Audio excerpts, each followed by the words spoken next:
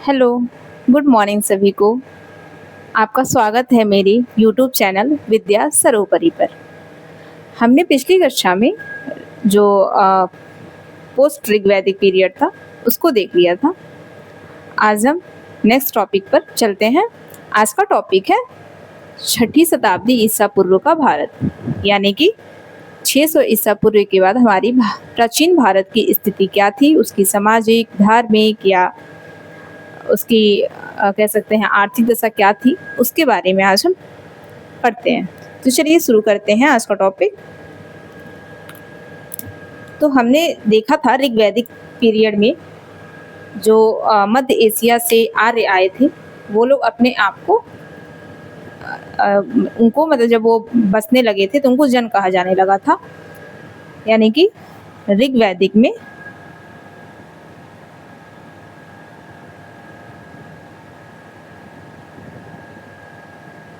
जो ऋग्वैदिक पीरियड था, ऋग्वैदिक काल में जो मध्य एशिया से लोग आए उनको जन कहा गया। ठीक है। फिर यही जो उत्तर वैदिक में थे, उत्तर वैदिक काल में जो यही जन थे, इनका और विस्तार हुआ, यानी कि इनका जो भौगोलिक विस्तार हुआ, यानी कि और ज़्यादा क्षेत्र में ये लोग बसे और यही जन जो थे इन्हीं को जनपद कहा जाने लगा, यानी कि जन का एक समूह कह सकते हैं, उस जन को मिला के जनपद बना। फिर आया छठी शताब्दी। छठी शताब्दी में क्या होता है देखते हैं, इनको क्या कहा गया आएगा। छठी शताब्दी में यही जो जनपद है, इन्हीं जनपद के को मिला के बनता है महाजनपद, यानी कि छठी शताब्दी में अब जो इनका जो भौगोलिक जो क्षेत्र था वो और ज़्यादा विस्तार होता है पहले की अपेक्षा, और ये महाजनपद में कन्वर्ट हो जाते हैं। ये जो महाजनपद है, ये कितने महाजनपद के बारे में हमें पढ़ना है? 16, यानी कि टोटल कितने महाजनपद का उल्लेख मिलता है? 16 मिलता है। ये नंबर आप याद रखेंगे। और इसका हमें साक्ष्य कहाँ से प्राप्त होता है, एविडेंस कहाँ से मिलते हैं? जो हमें एविडेंस प्राप्त होता है ये हमें ग्रंथों से प्राप्त होता है। कौन कौन से ग्रंथ हैं हम देख लेते हैं। बौद्ध ग्रंथ है। बौद्ध ग्रंथ कौन सा है? अंगुत्तर निकाय। क्या है? अंगुत्तर निकाय। एक और है, उससे भी प्राप्त होता है, जिसे महावस्तु ग्रंथ कहते हैं। महावस्तु ग्रंथ, ये भी बौद्ध धर्म का है। दूसरा है जैन धर्म का। जैन धर्म का ग्रंथ वो कौन सा है? ये है भगवती सूत्र। कौन सा है? भगवती सूत्र है। एक और है, पाणिनि की है, पाणिनि की अष्टाध्यायी। अष्टाध्यायी। यहाँ से हमें 16 महाजनपद के बारे में पता चलता है। अष्टाध्यायी में टोटल 22 महाजनपद का उल्लेख है। कितना? 22। लेकिन जो सबसे ऑथेंटिक है, सबसे ऑथेंटिक यानी कि प्रमाणिक जो सबसे ज़्यादा है, तो सबसे ज़्यादा प्रमाणिक जानकारी इसके बारे में प्राप्त होती हैं, महाजनपद के बारे में, वो प्राप्त होती हैं किससे? अंगुत्तर निकाय से। ठीक है। तो इसलिए हमें इसका पढ़ना है। इन दोनों में कितना पता बताया गया? इन दोनों में 16 महाजनपद के बारे में बताया गया है। ये हो गए हमारे साक्ष्य, यानी हमें कहाँ से पता चलते हैं। अब हम आगे देखेंगे कि इनका जो पॉलिटिकल कंडीशन कैसा रहा है छठी शताब्दी में, यानी जो हमारा प्राचीन भारत है इसका पॉलिटिकल कंडीशन कैसा था। तो हम बात करते हैं इसके पॉलिटिकल कंडीशन की, यानी कि सामाजिक दशा।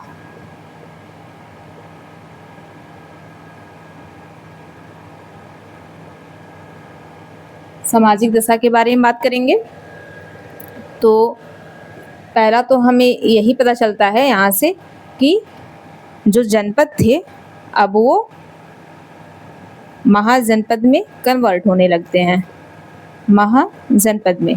ठीक है, इस महाजनपद में भी देखें 16 महाजनपद थे। इन 16 में जो सबसे शक्तिशाली जनपद हुआ वो हुआ मगध। कौन सा? मगध। सबसे शक्तिशाली महाजनपद था ये। यहाँ देखा जाए तो 3 वंशों ने राज किया था, हर्ण्यक वंश, शिशुनाग, हर्ण्यक वंश, शिशुनाग वंश और नंद वंश। इन तीनों ने राज किया था। और राजा देख लें इस कौन कौन से रहे होंगे, ये तो हम डिटेल में पढ़ेंगे, लेकिन मोटे मोटे पे देखें तो ये थे बिंबिसार, बिंबिसार से लेकर महापद्म, बिंबिसार से लेकर महापद्म नंद जैसे राजाओं ने यहाँ पे शासन किया था मगध पे। ये उस टाइम का सबसे शक्तिशाली साम्राज्य हुआ करता था। इसी काल में देखें तो प्राचीन भारत पर आक्रमण भी शुरू होते हैं।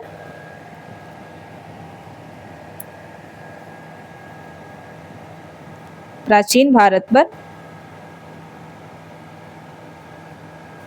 जो फर्स्ट टाइम जो आक्रमण शुरू हुआ था वो इसी शताब्दी में शुरू होता है। आक्रमण प्रारंभ होते हैं। 2 आक्रमण प्रमुख हैं, कौन कौन से? तो वो है एक ईरान का हखामनी आक्रमण और एक यूनानी आक्रमण। ईरान का हखामनी आक्रमण और एक है यूनानी। कौन सा है? सिकंदर ने जो किया था, जो कि मेसोडोनिया का था, जो कि एक यूनानी था। मेसोडोनिया का जो अलेक्जेंडर था, अलेक्जेंडर यानी कि सिकंदर,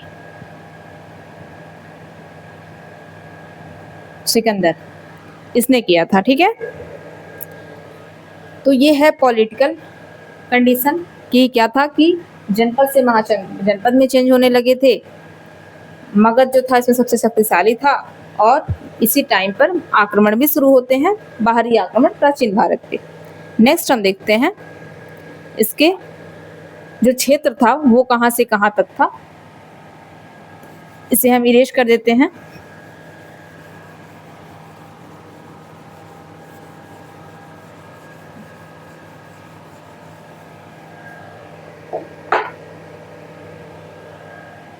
जो इसका 6ठी शताब्दी में जो भी जनपद हुए, महाजनपद, ये कहाँ कहाँ तक फैले थे वो लगभग मतलब देख लेते हैं कि मतलब फैले तो कई जगह थे, लेकिन जो मोस्टली जहाँ कहाँ ज़्यादा थे वो हम देखते हैं। ये थे नदियों के किनारे। कौन सा था? जो यमुना, गंगा यमुना जो दोआब था। दोआब क्या होता है? जो 2 नदियों के बीच का जो जमीन होती है, यानी कि जो जगह होती है, गंगा मतलब 2 नदियों के बीच की उपजाऊ जमीन, उसी को दोआब बोलते हैं। तो गंगा यमुना दोआब उसके बीच में फैले थे। और मोस्टली आज के टाइम पे देखें कौन कौन से राज्य थे, तो वो पूर्वी यूपी था प्लस पश्चिमी बिहार। यहाँ पे इनकी संख्या ज़्यादा थी, यहाँ ये लोग ज़्यादा थे, पश्चिमी बिहार। आगे देखते हैं कि जो 6ठी शताब्दी है इसको सेकेंड अर्बनाइजेशन की संज्ञा दी गई है। क्या बोला गया है इसको? सेकेंड अर्बनाइजेशन कहा गया है, यानी कि द्वितीय नगरीकरण। क्यों कहा गया है वो हम देख लेते हैं। कोई भी गांव है या कोई भी क्षेत्र जब वो पूरी तरीके से संपन्न हो जाए, समृद्ध हो जाए, तो वहीं से उस साथ साथ में उसका नगरीकरण भी शुरू हो जाता है। तो हम देखते हैं इसको क्यों कहा गया, ठीक है। और हाँ, जो पहले नगरीकरण कौन सा था वो आप याद रखेंगे, हमने पढ़ा था हड़प्पा। हड़प्पा क्या था? फर्स्ट अर्बनाइजेशन साइट था ये, ठीक है। हड़प्पा में वो पूरी तरीके से अर्बन थे, यानी कि शहरी उनकी जीवन व्यवस्था थी। और जो वैदिक पीरियड उन्होंने पढ़ा था वो कैसे थे? तो उनको जो जीवन व्यवस्था थी वो ग्रामीण हुआ करती थी। अब इनका अर्बनाइजेशन शुरू होगा कैसे? तो जी पूर्वी या पश्चिमी बिहार है, यहाँ इनका ये था, मतलब रहते थे ज़्यादातर। इसी टाइम लोहे का प्रयोग शुरू होता है, लोहे का अधिकाधिक प्रयोग शुरू हो जाता है व्यापक तौर पे, ठीक है। जिसकी वजह से कई सारे टूल्स बनाए जाते हैं वेरियस टाइप्स के, यानी कि वेरियस टूल्स बनाए गए, जिनसे कई सारे जो अस्त्र शस्त्र बने लोहे के प्रयोग करके। इससे जंगलों की कटाई की गई, जंगलों की कटाई होती है। जब जंगलों की कटाई होगी तो कृषि क्षेत्र में विस्तार होगा, कृषि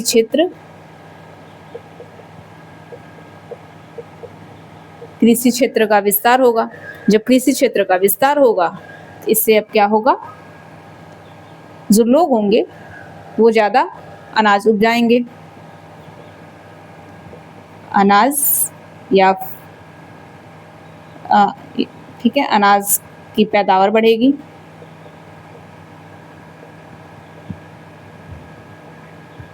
पैदावार में वृद्धि होगी, ठीक है, पैदावार में वृद्धि होगी। जब वृद्धि होगी तो क्या होगा? इनके पास सरप्लस प्रोडक्शन करेंगे ये लोग। क्या करेंगे? सरप्लस प्रोडक्शन करेंगे, जिसे हम अधिशेष भी बोलते हैं। क्या बोलते हैं? अधिशेष। यानी कि जब जंगलों की कटाई ये लोग कर देंगे तो इनका जो क्षेत्र होगा कृषि करने का, यानी कि जो कृषि करने की जो भूमि होगी उसका विस्तार होगा। जहाँ ये लोग मान लें अगर 100 एकड़ की पे ही खेती करते थे, अब वो क्या करेंगे? अब वो 500 1000 एकड़ पे खेती करना शुरू कर दिए, जिसकी वजह से ये लोग जो भी अब बोने लगे, अब इनके पास तो टूल्स भी अच्छे आ गए ना। ये लोग हो सकता है कुदाल भी बना लिए हों, जो आज हम खुरपी यूज करते हैं उस तरह का कोई खुरपी भी यूज करने लगे हों, जिससे अब ये मिट्टी को ज़्यादा गहराई तक खोदेंगे। और जब भी कोई चीज़ गहराई तक खोद के उसको अच्छे से जब हम बोते हैं तो वो और ज़्यादा पैदावार बढ़ती है उससे, जिसकी वजह से ये जो चीज़ भी बोने लगे उसकी पैदावार बढ़ने लगी। जब पैदावार बढ़ेगी तो इनकी खाने के लिए तो हो ही जाता था, अब इनके पास बचने भी लगा। जब बचने लगेगा इसकी वजह से इसका रिजल्ट क्या होगा? व्यापार वाणिज्य प्रारंभ हो जाएगा। और व्यापार वाणिज्य प्रारंभ होगा तो व्यापार करेंगे कैसे? तो उसके लिए विनिमय के लिए कोई तो साधन चाहिए।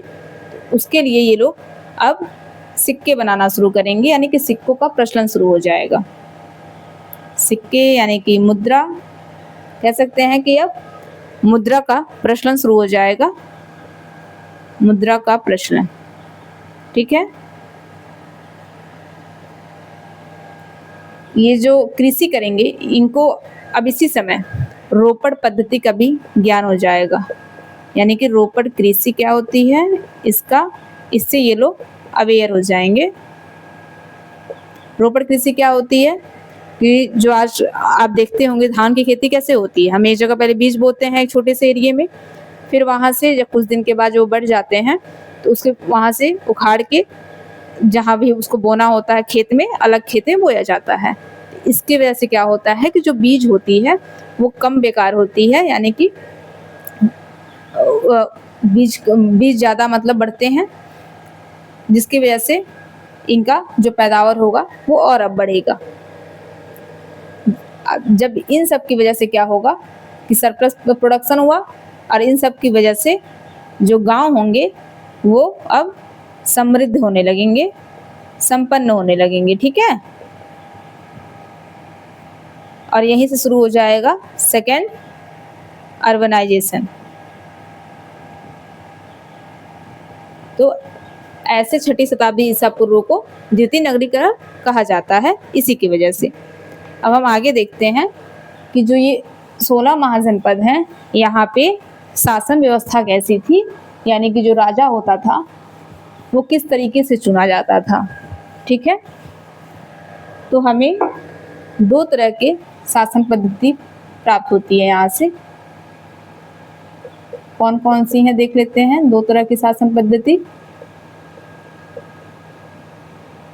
एक है राजतंत्र, दूसरा है गणतंत्र।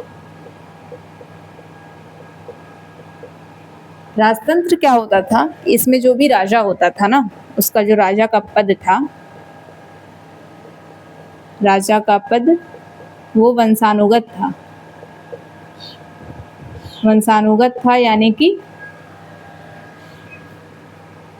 हेरिडिटरी वाला था। और ये जो था गणतंत्र जो था, इसमें जो राजा का पद था ये निर्वाचित था। कैसा था? निर्वाचित। मतलब कि इसमें जो लोग थे वो अपना राजा खुद चुनते थे। वंशानुगत का मतलब क्या होता है, जो भी राजा है, जब भी मतलब राजा की अगर डेथ हो जाती है या फिर राजा अपने पद से अगर हट रहा है, तो जो नेक्स्ट राजा होगा वो उसी राजा का पुत्र होगा, फिर जो नेक्स्ट आएगा फिर उस राजा का पुत्र होगा। यानी कि ये जो वंशानुगत है, यानी कि जो राजतंत्र है, इसमें एक ही राजा के घर से ही जो उसके उत्तराधिकारी होंगे वो बनते जाएंगे राजा। जबकि जो गणतंत्र है, इसमें जो राजा का पद था वो निर्वाचित होता था, यानी कि जो भी लोग थे उस क्षेत्र के वो अपना राजा खुद चुनते थे। तो इसमें हम एग्जाम्पल देख लेते हैं कहाँ कहाँ पे राजतंत्र था। तो वो था मगध, जो मगध साम्राज्य हमने पहले अभी देखा है, वहाँ पे क्या था? राजतंत्र था। अंग था, चंपा था, और क्या था? और कौशल और अवंती था। कौशल और अवंती था। इसकी राजधानी देख लेते हैं, बाद में भी हम इसको डिटेल में देखेंगे। राजगृह था। क्या था? राजगृह, या इसी को गिरिब्रज भी कहते थे।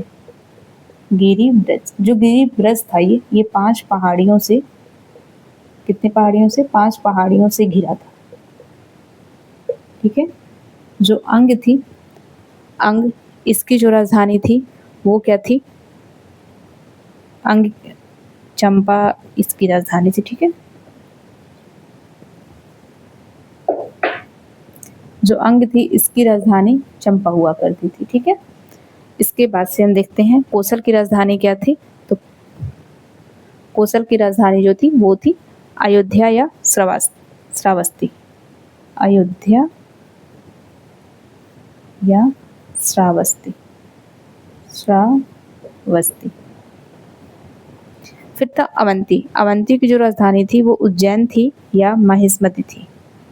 उज्जैन, ठीक है। फिर देखते हैं गणतंत्र। ये इतने ही नहीं थे, और भी थे, लेकिन हम बस प्रमुख करते हैं। गणतंत्र में कौन थे? इसमें बस 2 आते हैं। कौन कौन से? एक था मल्ल महाजनपद था, ठीक है, जिसकी राजधानी पावा होती थी। और ये आज के टाइम पे कहाँ है? आज के टाइम पे जो मतलब इसकी स्थिति कहाँ थी? तो वो थी कुशीनगर और देवरिया जिला में। कुशीनगर और देवरिया, ये दोनों कहाँ हैं? यूपी में है, ठीक है। यूपी के दोनों जिले हैं। तो यहाँ पे मल्ल महाजनपद हुआ करता था। दूसरा था, कौन सा था? वज्जी संघ, ठीक है। वज्जी संघ, ये कितने का संघ था? वज्जी संघ, तो ये 8 राज्यों का एक संघ था, ठीक है। इसमें 8 राज्यों को मिलाकर ये संघ बना गया था, 8 राज्यों का संघ। ठीक है, इसी में आता है लिच्छवी। क्या आता है? लिच्छवी गणराज्य। ये आप याद रखेंगे, जो लिच्छवी गणराज्य था ये पूरे विश्व में प्रथम गणराज्य था। ठीक है, प्रथम गणराज्य किसका? पूरे विश्व में, विश्व में। ठीक है, ये विश्व में प्रथम गणराज्य का जो एग्जाम्पल है वो कौन सा है? वो है लिच्छवी गणराज्य। अब हम आगे देखते हैं इसका, ये 2 शासन पद्धति हमने देख लिया। अब हम देखेंगे आर्थिक व्यवस्था कैसी थी उस टाइम की। ठीक है,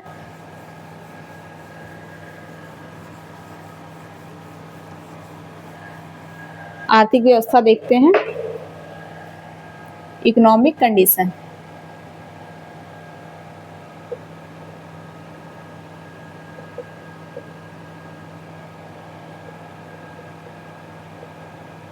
आर्थिक व्यवस्था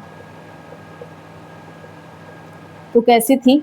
तो हमने अभी इसके पहले भी देखा है कि जो कृषि क्षेत्र था उसमें विस्तार होने लगा था, यानी कि कृषि में अब तकनीकों का प्रयोग होने लगा।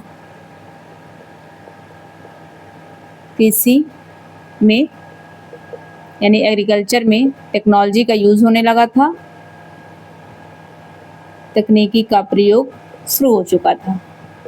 ठीक है, कृषि क्षेत्र में क्षेत्र बढ़ने लगे थे, कृषि क्षेत्र विस्तार, कृषि क्षेत्र विस्तार होने लगा था, क्षेत्र में। ठीक है, कृषि क्षेत्र में विस्तार होने लगा, यानी कि अब जो व्यापार और वाणिज्य का प्रारंभ हुआ, व्यापार वाणिज्य शुरू हो जाएगा, वाणिज्य शुरू होगा। इसकी वजह से जो मुद्राएं होंगी, यानी कि जो मौद्रिक प्रणाली होगी उसका विकास होगा। किसका? मौद्रिक प्रणाली का विकास होगा, मौद्रिक प्रणाली का विकास होगा। इसमें किस तरह के सिक्के आएंगे? मौद्रिक प्रणाली में आहत सिक्कों का प्रचलन शुरू हो जाएगा। क्या कहते हैं इसको हम? आहत सिक्के, आहत सिक्कों का प्रचलन, यानी कि पंच मार्क कॉइन्स यूज होने। पंच मार्क क्यों कहते हैं? कि जो सिक्के होते थे, कोई भी मेटल लिया, जिस भी मेटल का ये लोग सिक्के बनाते थे उस टाइम, तो मेटल लिया जाता है और उस पर कोई भी एक, जैसे आज मुहर आती है, मुहर को हम ठप्पा जैसे मारते हैं, तो उसी मुहर पे कोई चीज अंकित होगी, जिस भी चीज का चिन्ह चाहेंगे उस पर बनाना, और उसी को ऐसे लेकर ठप्पा मारते थे। तो उसी ठप्पा मारने की वजह से उसको आहत किया जाता था, उसी की वजह से उसको आहत सिक्के कहा गया। पहले तो सिर्फ एक तरफ ही मतलब ठप्पे मारे जाते थे, लेकिन समय बीतने के बाद, कुछ समय के बाद अब दोनों तरफ ये लोग चिन्ह बनाने लगे थे सिक्कों के, तो इसको आहत सिक्कों का प्रचलन शुरू हो गया था। और इन सब की ही वजह से क्या हुआ? द्वितीय नगरीकरण शुरू हो गया था। ठीक है, द्वितीय नगरीकरण, इसी को, इसके ही कारण शुरू होता है द्वितीय नगरीकरण। ठीक है, अब हम देख लेते हैं कि उस टाइम का जो सामाजिक और धार्मिक कंडीशंस क्या क्या थे उस समय के। तो नेक्स्ट है सामाजिक, धार्मिक जो दशा थी उस समय की क्या थी, यानी कि सोशियो रिलीजियस कंडीशंस क्या थी, सोशियो रिलीजियस कंडीशन। तो हमने देखा था कि जो वैदिक काल था, और खास करके उसमें जो उत्तर वैदिक था, उसमें क्या था? आडंबर, आडंबर, जादू टोना, आडंबर, अंधविश्वास, बहुत ज़्यादा इसमें वृद्धि हुई थी, बहुत ज़्यादा बढ़ गया था। जो ब्राह्मण थे और क्षत्रिय थे, इनके बीच में संघर्ष शुरू हो जाता है। ब्राह्मण क्षत्रिय का संघर्ष होता है वर्चस्व स्थापित करने के लिए, अपना अपना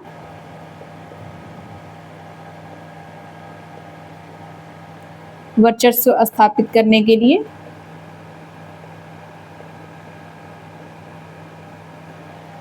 इसके लिए दोनों में लड़ाइयाँ होती हैं, ठीक है। दोनों कहते थे कि मैं श्रेष्ठ, वो कहता था मैं श्रेष्ठ, उसकी वजह से संघर्ष शुरू हो जाते हैं। और इन सबको देखने के बाद फिर जो यज्ञ हुए थे, आपने देखा होगा उत्तर वैदिक काल में पढ़ा, यज्ञ होता था, यज्ञों का इसमें विरोध किया जाएगा, ठीक है।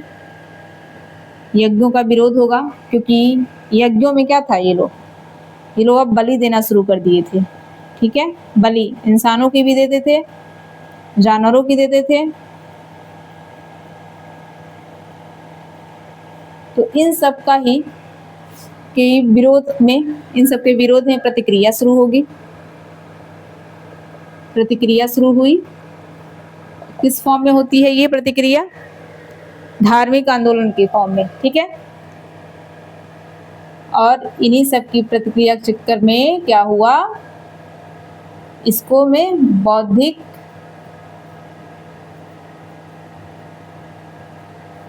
जो बौद्धिक काल है ये शुरू हो जाएगा इसमें, और इसी बौद्धिक काल में धार्मिक आंदोलन शुरू हो जाएंगे। धार्मिक आंदोलन होगा और बहुत इसमें पता है कई सारे संप्रदाय आएंगे, ठीक है। लेकिन हमें सारे संप्रदाय के नहीं पढ़ना है क्योंकि सारे प्रमुख नहीं थे, क्योंकि सारे फेमस भी नहीं हुए इतने, दो ज़्यादा हुए थे। कौन कौन से थे? बौद्ध धर्म और जैन धर्म, इन दोनों को हमें पढ़ना है डिटेल में। तो धार्मिक आंदोलन शुरू हो जाएंगे ऐसे। नेक्स्ट हम देख लेते हैं जो बौद्ध धर्म था, यानी कि बौद्ध काल के जो बुद्ध भगवान थे उनके समय में कौन कौन से जो नगर थे प्रमुख थे, यानी कि कौन कौन से नगर उस टाइम पे विद्यमान थे उनके काल में, ये हम देख लेते हैं। यानी कि बुद्ध के काल में टोटल 6 नगर प्रसिद्ध थे।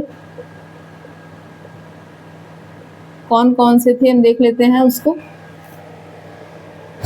तो चंपा था पहले, चंपा ये आपने देखा अभी, ये किसकी राजधानी भी थी ना, इसके पहले किसकी राजधानी थी? अंग की राजधानी थी, जो अंग महाजनपद था। तो जो चंपा था ये फेमस था बुद्ध काल के टाइम में। फिर था राजगृह,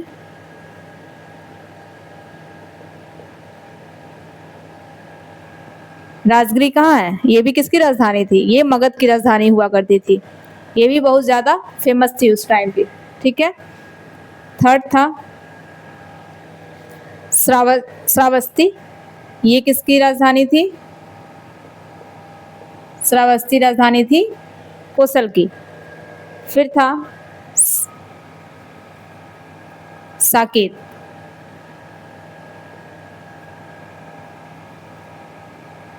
और क्या था? वाराणसी।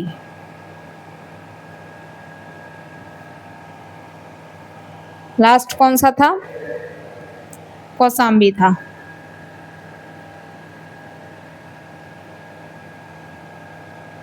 ये 6 नगर थे जो बुद्ध के काल में बहुत ज़्यादा फेमस थे, और इसके जो प्रमाण मिलते हैं कहाँ से प्राप्त होते हैं? बौद्ध साहित्य से ही। ये सारे जो नाम है बौद्ध साहित्य में उल्लिखित हैं, ठीक है। तो आज के लिए हम इतना ही रखते हैं। नेक्स्ट हम जो भी महाजनपद हैं 16, इनके बारे में हम डिटेल में बात करेंगे। तो आज के लिए इतना ही। अगर आपको मेरी वीडियो अच्छी लगी है तो प्लीज़ चैनल को सब्सक्राइब कर दीजिएगा और वीडियो को लाइक कर दीजिएगा। Thank you.